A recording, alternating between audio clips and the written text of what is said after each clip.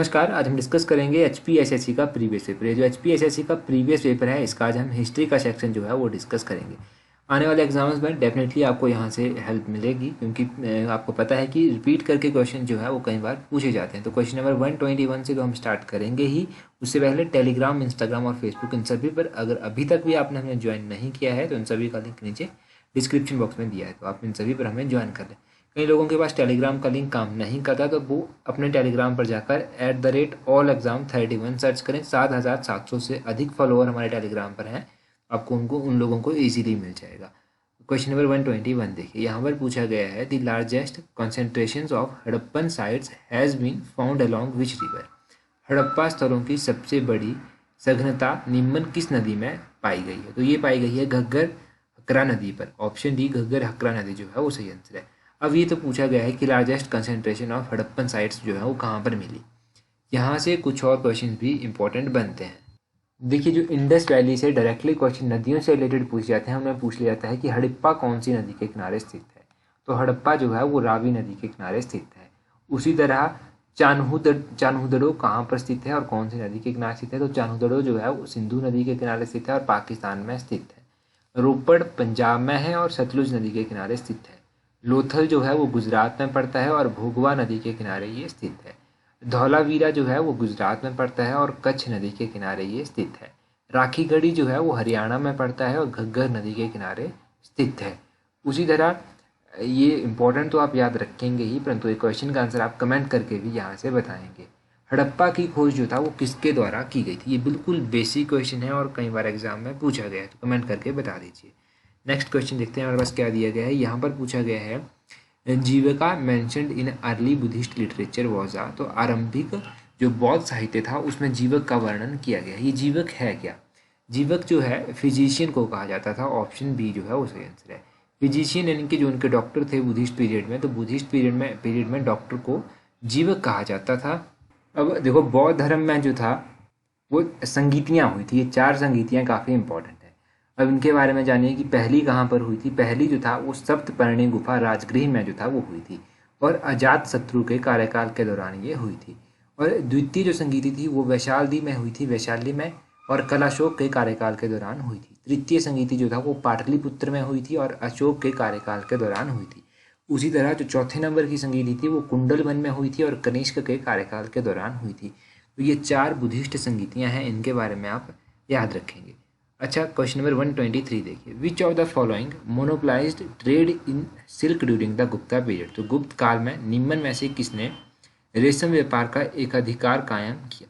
तो रेशम का जो एकाधिकार था वो किसके द्वारा कायम किया गया था? पर्शियंस के द्वारा। ऑप्शन डी जो है वो सही आंसर है।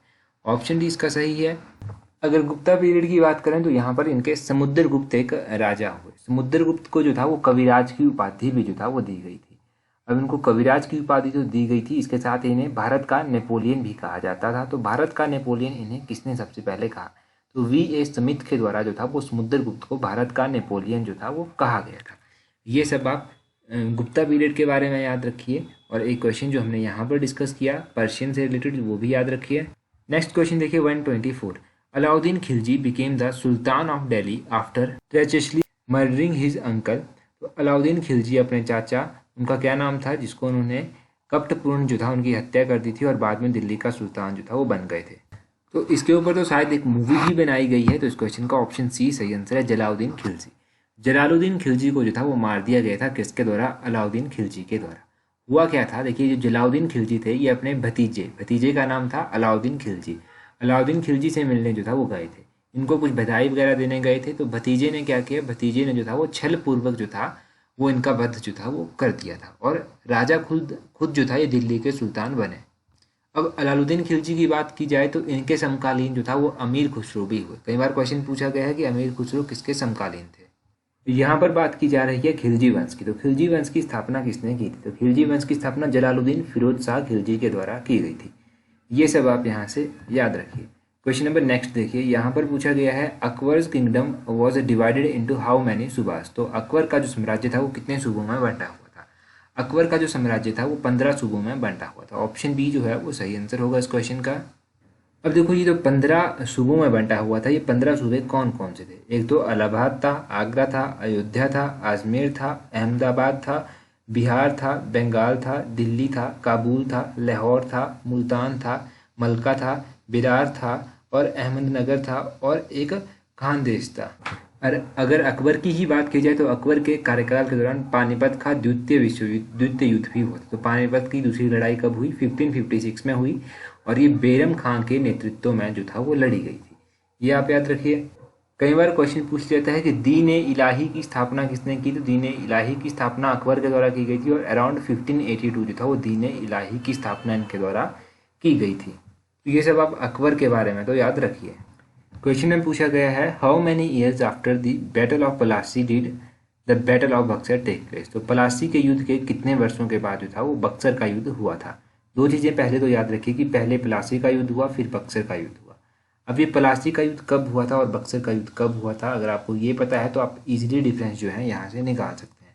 तो पहले तो जानिए कि पलासी का युद्ध जो था वो 23 जून 1757 में हुआ। ये 1757 में हुआ।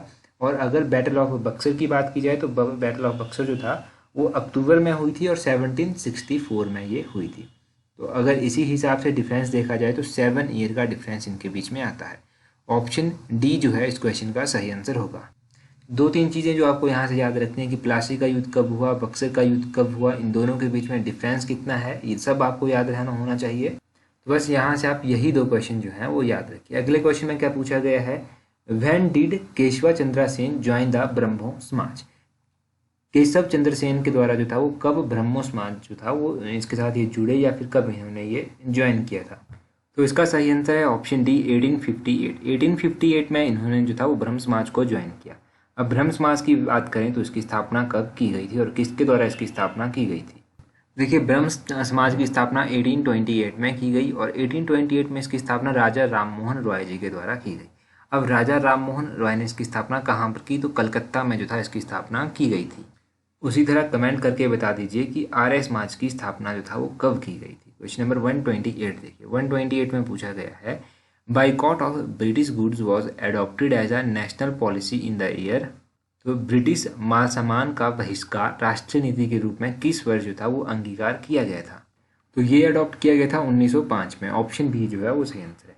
देखिए 1905 में जो था एक पॉलिसी अडॉप्ट की गई जिसमें जो था वो बाइकॉट किया गया ब्रिटिश गुड्स का, जैसे उनके कपड़े हो गए, उनके द्वारा बनाया गया सॉल्ट हो गया, ये सब चीज़ें जो भी ब्रिटिश की बनाई हुई थी उनका बहिष्कार करने का सोच लिया था। अब यहाँ से आपको अलग अलग चीज़ें याद रखनी है कि 1905 में इंडियन नेशनल कांग्रेस का सेशन कहाँ पर हुआ और उसकी अध्यक्षता किसके द्वारा की गई? तो 1905 में बनारस में ये सेशन हुआ था और गोपाल कृष्ण गोखले के द्वारा इसकी अध्यक्षता जो था वो की गई थी। 1906 भी आपको पता होना चाहिए, तो कलकत्ता में सेशन हुआ था और दादा भाई नौरोजी के द्वारा इसकी अध्यक्षता की गई थी। 1907 भी ऑप्शन में दिया गया है। 1907 का सेशन जो था वो सूरत में हुआ था और रास बिहारी घोष जी के द्वारा इसकी अध्यक्षता की गई। नेक्स्ट क्वेश्चन देखिए, यहाँ पर क्या पूछा गया है? Prince of pilgrims was the name attributed to. तीर्थ राज का नाम जो था वो किससे संबंधित है? ये नाम जो है ये संबंधित है हेन त्सांग से। ऑप्शन बी जो है वो सही आंसर है। हेन त्सांग कौन था? एक चाइनीज ट्रेवलर था। ये किसके कार्यकाल के दौरान जो था वो भारत में आया था? तो ये हर्षा के कार्यकाल के दौरान जो था वो भारत में आया था। बस इतना सा आप इसके बारे में याद रखिए। क्वेश्चन नंबर 8 देखिए, यहाँ पर पूछा गया है the Khilji sultans of Delhi were. Delhi के जो खिलजी सुल्तान थे वो क्या थे? तो वो तुर्क थे। ऑप्शन सी जो है वो सही आंसर है। अभी हमने थोड़ी देर पहले अलाउद्दीन खिलजी के बारे में जाना और जाना कि उन्होंने किस तरह से अपने चाचा की हत्या की थी और दिल्ली का जो था वो सुल्तान जो दिल्ली का साम्राज्य था उसको हड़प लिया था। तो यहाँ से कुछ जानने को ज़्यादा आपको नहीं मिलेगा, बस इतना ही आप याद रखिए। अगला क्वेश्चन देखिए, यहाँ पर पूछा गया है कृष्णा देवराया वॉज द कंटेम्प्रेरी ऑफ। तो कृष्ण देव राय जो था वो किसका समकालीन था? ये किसका समकालीन था? ये जो था ये बाबर का समकालीन था। बाबर ऑप्शन सी जो है वो सही आंसर होगा। कृष्णा देव राय जो था वो कौन था? ये विजयनगर का एक एम्परर था और ये कंटेम्प्रेरी था किसका? बाबर का। जब हमने अकबर के बारे में जाना तो थोड़ा सा बाबर के बारे में भी जान लेते हैं। पानीपत का जो पहला युद्ध था वो बाबर के कार्यकाल के दौरान हुआ था। कब हुआ था? ये 1526 में हुआ था। पानीपत का पहला युद्ध भी आपको पता चल गया कब हुआ था, दूसरा युद्ध भी आपको पता चल गया कब हुआ था, और तीसरा युद्ध आप कमेंट करके बता दीजिए।